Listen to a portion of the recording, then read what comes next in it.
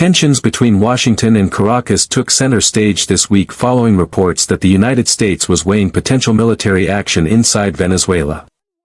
The speculation came amid President Trump's broader campaign against drug trafficking in the Western Hemisphere, a mission that has already involved the deployment of naval assets to the Caribbean.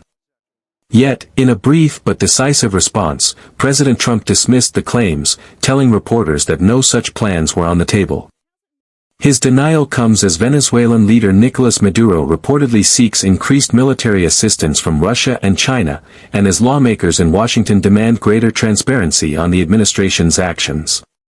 The situation underscores the fragile balance between diplomacy, defense strategy, and constitutional oversight in America's foreign policy. At the heart of the debate lies a report from the Miami Herald alleging that the Trump administration had identified Venezuelan military sites as potential targets for U.S. strikes. The story suggested that military action could be imminent, perhaps as part of the administration's intensified push against narcotics operations in Latin America. However, when asked directly about the report, President Trump's response was unambiguous. No, he reiterated that no decision had been made, echoing a later Wall Street Journal report that confirmed while targets had been mapped, no green light had been given. The backdrop to these reports is the United States' ongoing war on drugs, which has shifted focus from maritime interdictions to possible land-based strategies. The Pentagon has been conducting operations against drug trafficking routes in the Caribbean, deploying a carrier strike group as part of the effort.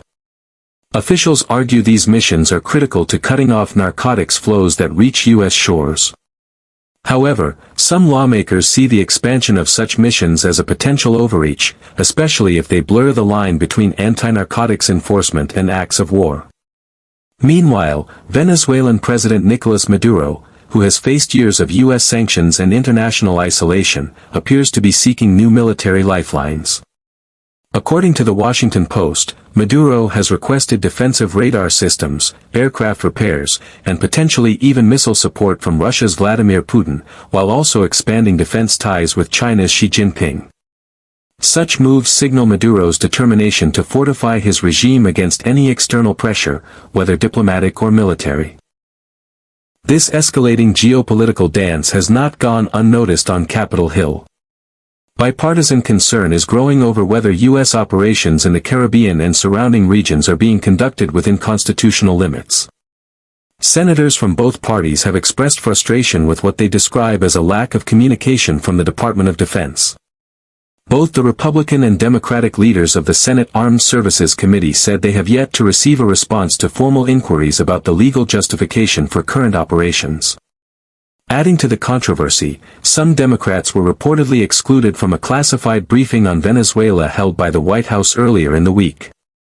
This exclusion has further inflamed tensions between the legislative and executive branches, prompting calls for more transparency. Senator Rand Paul, known for his non-interventionist stance, has joined forces with Democrats Adam Schiff and Tim Kaine to introduce a resolution that would restrict the president's authority to unilaterally initiate military action against Venezuela. The bipartisan collaboration reflects a rare moment of unity around the principle of congressional oversight in matters of war and peace.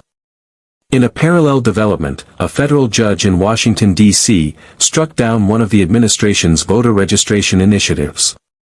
The policy would have required individuals to prove their U.S. citizenship before registering to vote in federal elections, a rule that civil rights groups argued would suppress voter participation. The court ruled that the president lacked the constitutional authority to impose such requirements, emphasizing that responsibility for regulating elections rests with Congress and the states.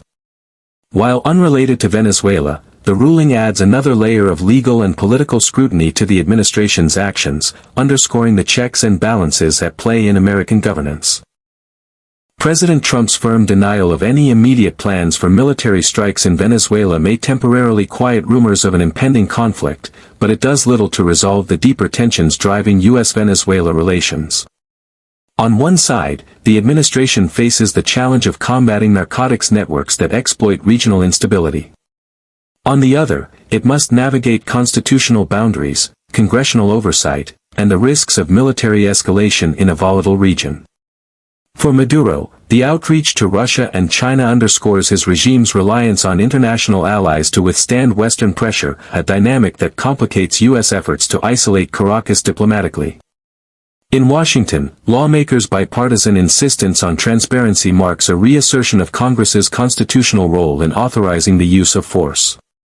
As the U.S. balances its anti-drug campaign with international diplomacy, the episode serves as a reminder of the fine line between deterrence and intervention. The coming weeks, particularly with proposed resolutions in Congress, will test how far the executive branch can, or should, go in projecting power abroad without explicit legislative approval.